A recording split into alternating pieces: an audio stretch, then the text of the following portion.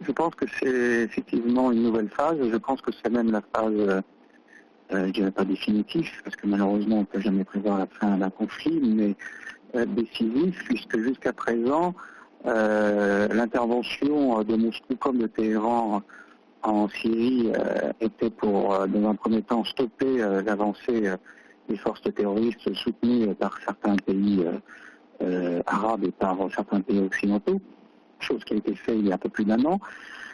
Par après, avec cette intervention militaire, la Russie a toujours laissé la porte ouverte à une solution diplomatique, une solution politique. C'est pourquoi elle a accepté, et Damas également, de nombreux cessez-le-feu, alors qu'ils étaient, dans la plupart des cas, lorsque les cessez-le-feu ont été validés, ils étaient en position de force. On a bien vu que ces cessez-le-feu étaient simplement un trompe-l'œil, une ruse, afin que les groupes terroristes puissent se renforcer.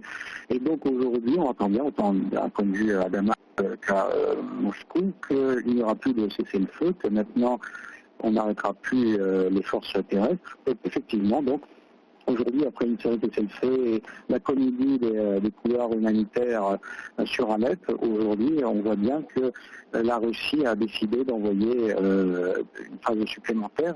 Et ce n'est plus seulement effectivement Alep ou les alentours qui sont visés, mais le cœur même, où se trouvent tous ces groupes terroristes, Al-Qaïda et le pseudo-État islamique, à savoir Idlib et Homs, qui est donc au sud d'Idlib, puisque c'est cette région-là où se trouve l'essentiel de ces mercenaires étrangers.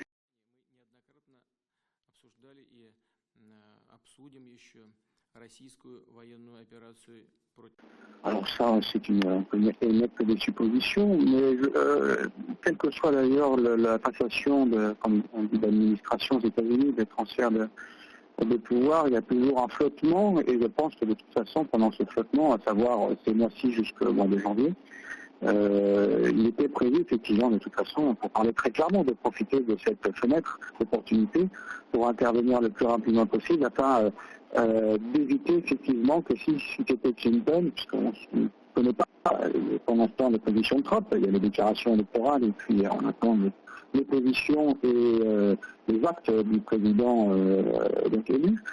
Je pense qu'effectivement c'est une fenêtre d'opportunité et que il est tout à fait normal de voir les forces en Syrie en profiter afin d'éviter que le jeu de renforcement de cessez-le-feu et de renforcement des groupes terroristes continue sans fin et de continuer le calvaire et le martyre du peuple syrien.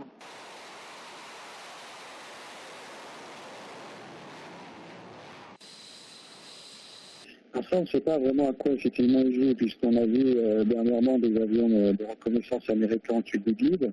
On sait bien qu'Idlib, c'est Al-Nusra, donc c'est essentiellement Al-Qaïda, et que jusqu'à présent, ils ont soutenu Al-Qaïda en Syrie.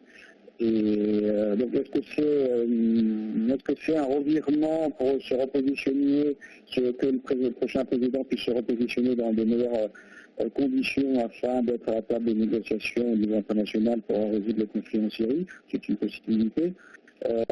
Maintenant, nous pouvions craindre une intervention militaire aérienne américaine, et peut-être même occidentale, avec quelques avis de l'OTAN, pour bombarder en Syrie.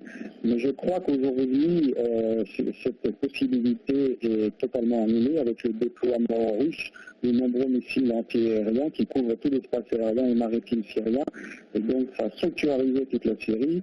Et il y a peut-être la tentative américaine de bombarder l'aviation syrienne ou les positions syriennes de l'armée arabe syrienne. Je crois que de cette possibilité, aujourd'hui, on en arrive à tout simplement à une mise en échec et mat de par le déploiement militaire russe.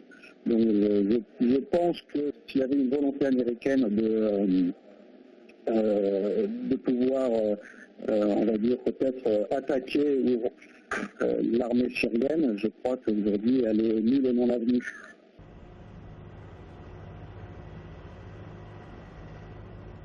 Alors si on parle simplement en termes géopolitiques, pour l'instant on n'a pas encore le résultat de cette nouvelle offensive en cours, mais pour l'instant on peut dire qu'effectivement Poutine au niveau international, en particulier avec donc son action en Syrie, a gagné la partie face aux États-Unis. Et je dirais, puisque les États n'ont que des intérêts et pas des amis, mais je dirais que dans ce cas précis, les intérêts de la Russie coïncident avec les intérêts de la paix, avec les intérêts donc de la République arabe syrienne, et c'est tous les pays dans la région qui veulent arrêter cette gangrène terroriste. Et je pense qu'effectivement, Poutine a marqué un grand point, et on le voit, puisque sa popularité dans le monde, et en particulier même en Europe ou dans le monde occidental en général, est assez important. Et lorsque l'on voit une certaine classe politico-médiatique s'agiter et faire de la russophobie un fonds de commerce, quand on voit ces gens s'agiter, on peut dire qu'effectivement l'opération est réussie. Et de tout cœur, je le souhaite pour le peuple syrien pour que cette tragédie s'arrête enfin, prenne enfin fin.